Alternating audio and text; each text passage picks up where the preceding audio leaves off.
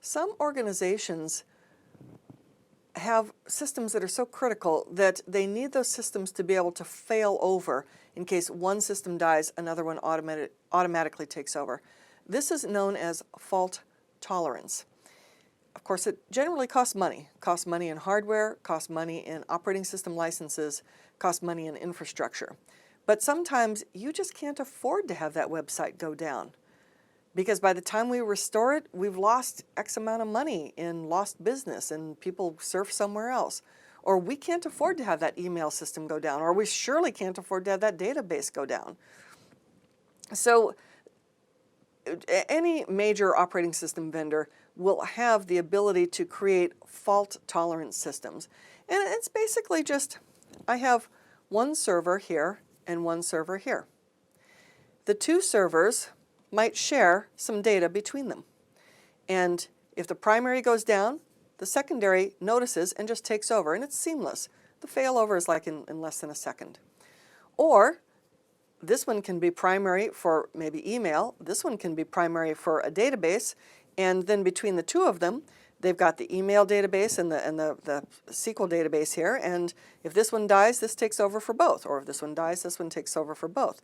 The concept of fault tolerance or clustering. In some cases, we don't have shared data, like say in a web server. Maybe we have an email web-based front end, or we just have a web server, and we're just going to have multiple web servers all here like this, and they're going to all have their own IP address. They're all going to then share a virtual IP address.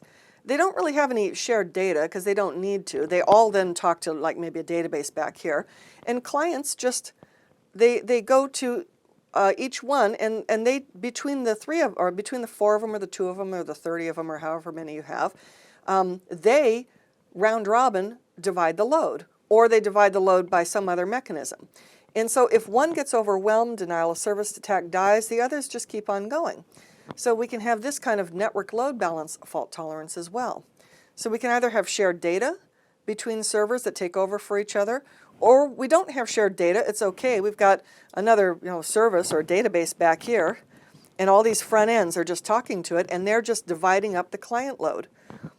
From the client's perspective, these guys all have their own IP address, but they have a virtual IP address, and the clients just go to the virtual IP address, and they don't know any different. And so this whole concept of fault tolerance, we can have fault tolerance in servers, switches, routers, services on servers, virtual machines on servers. So you can have a humongous infrastructure of fault tolerance. Like I know in really big firms, one person's little tiny desktop right here, going to multiple switches, multiple routers, whole different sites. I mean, a huge infrastructure just so one person can always get that same desktop no matter where they are, no matter what happens underneath to any of the networks, any of the servers, anything. They can still get that same user experience. Again, it's expensive, and it depends on how much you really value or need to have services or people or servers on, or network infrastructure on and available all the time. As an IS auditor, you want to see, okay, let me see your network diagram. Explain to me your whole fault tolerance. If you're a big financial firm, you probably have 2 parallel sites fully running, 100%. And they will, on a regular basis, swap over completely, and while we're in full production, just to make sure. Or we'll have one completely standby site that's completely hot, fully redundant, and everybody's working here, and then we'll have an exercise, completely swap over, and for 3 months you work on this side, and then in the next 3 months you completely swap over. And this way you know for a fact that you have complete fault tolerance. Again, it's really expensive, but it really depends. Does the business require it? And some businesses really do require it.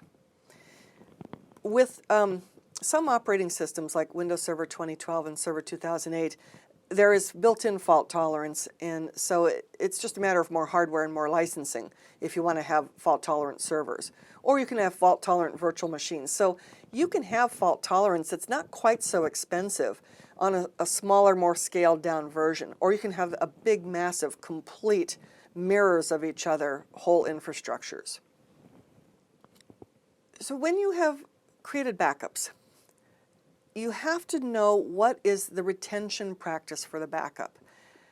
How long are you going to keep tapes? Where are you going to store them? What are you required to keep for how long? So when you're an IS auditor, you need to look at what data should the organization maintain, how long, how should it be stored, who's authorized to delete it and when, and what are the penalties for violating this. A lot of this is regulatory, but these are the questions you need to ask as the IS auditor. If we need to restore a backup, because you figure you have backups just in case you need to restore them, as I've said before, don't just simply be able to grab the tapes. You need to have the tape drives necessary for those tapes. So make sure that you can replace not just the servers and the switches and routers and the cabling, but also the tape drives or whatever it is that you used, probably tape drives. So we need to have recovery practices in case an OS fails, in case there's physical damage to the hardware, in case there's logical damage to the hardware, so it's not like the hardware is destroyed but has to be reconfigured, or data has been accidentally overwritten or deleted. And I want to, as an IS auditor, see how you're going to deal with all of that.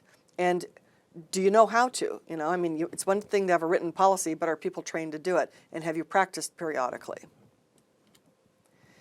So for evaluating the adequacy of a backup and restore system, let's make sure you've got a schedule.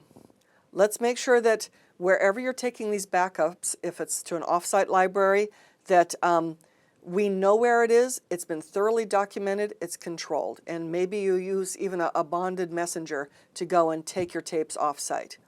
We verify that the restores have actually been tested and that the backed up data has maintained its integrity even when it's restored, and that the media, you don't keep reusing the same tape over and over again. You rotate through the tapes and you eventually phase out the worn out tapes. These are the things you're going to be looking for as an IS auditor. Next thing we're going to talk about is business continuity and disaster recovery regulations.